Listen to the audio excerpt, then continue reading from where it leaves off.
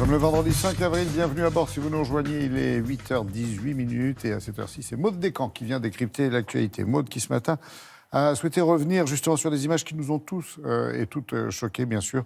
Celle de l'agression d'une jeune femme, souvenez-vous, c'était place de la République à Paris. La victime, Julia. Julia est une personne transgenre. C'est un sujet tabou et surtout méconnu. Oui, en France. Très méconnu, et y compris par nous, journalistes, il faut bien l'avouer. Ce n'est pas un sujet dont on parle très souvent, donc on est très heureux de pouvoir le faire ce matin.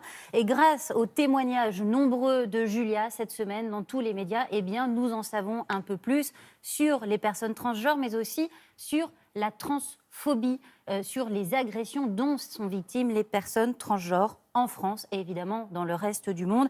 Et regardez ce chiffre.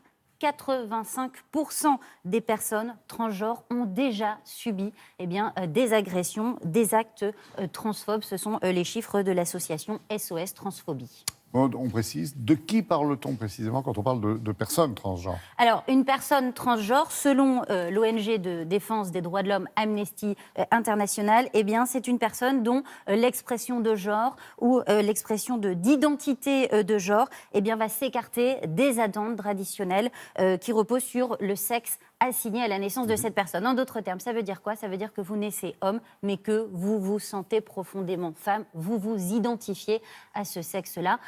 Moi, je pensais par exemple que quelqu'un de transgenre était quelqu'un de nécessairement opéré ou qui avait subi un traitement hormonal. Eh bien non, on peut être transgenre sans avoir subi de traitement, sans avoir été opéré, mais simplement parce qu'on se sent appartenant au sexe opposé à notre sexe naturel, on va dire. Et l'une des grandes difficultés aujourd'hui pour les personnes transgenres, ça va être de faire reconnaître justement par la loi ce changement d'identité sexuelle lorsque l'on n'a pas subi justement d'opération. Et à ce sujet, justement, la France a été condamnée par la Cour européenne des droits de l'homme. Tout à fait, c'était il y a 2 ans tout juste, en avril 2017.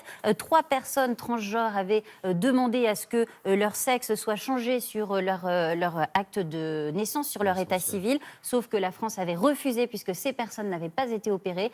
Et la Cour européenne des droits de l'homme a jugé que ce n'était pas, que ça ne respectait pas les droits de l'homme. Et donc la France a dû tout simplement changer son droit, et le droit a été modifié. Donc désormais, vous pouvez demander à ce que votre sexe soit changé sur votre état civil, même si vous n'avez pas subi d'opération, même si vous n'avez pas subi de traitement hormonal. Et ça va simplement se baser sur des critères. Donc voilà, quelle est l'identité à laquelle vous vous identifiez et comment est-ce que vous êtes identifié par votre entourage ?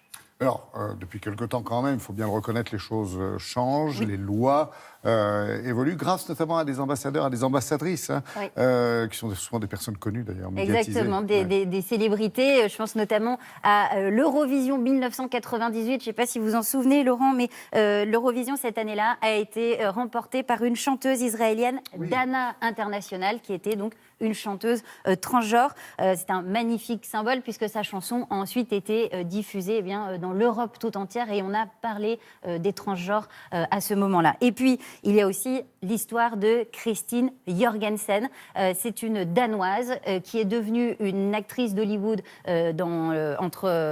après la Seconde Guerre mondiale. J'allais dire dans l'entre-deux-guerres, mais non, après la Seconde Guerre mondiale. Ouais, c'est ça. Et cette femme était une pionnière puisque c'est la toute première femme à avoir dit publiquement qu'elle avait subi une opération. Donc elle était homme, elle est devenue femme, et ensuite c'est devenu une actrice d'Hollywood extrêmement connue. Elle a fréquenté Roger Moore, enfin bref, quelqu'un qui a vraiment été dans le milieu d'Hollywood et qui, jusqu'à la fin de sa vie, jusqu'en 1989, a milité et a défendu la cause LGBT. Merci pour cet éclairage, c'est le cas de le dire, et pour toutes ces précisions bien utiles. Passez une belle journée.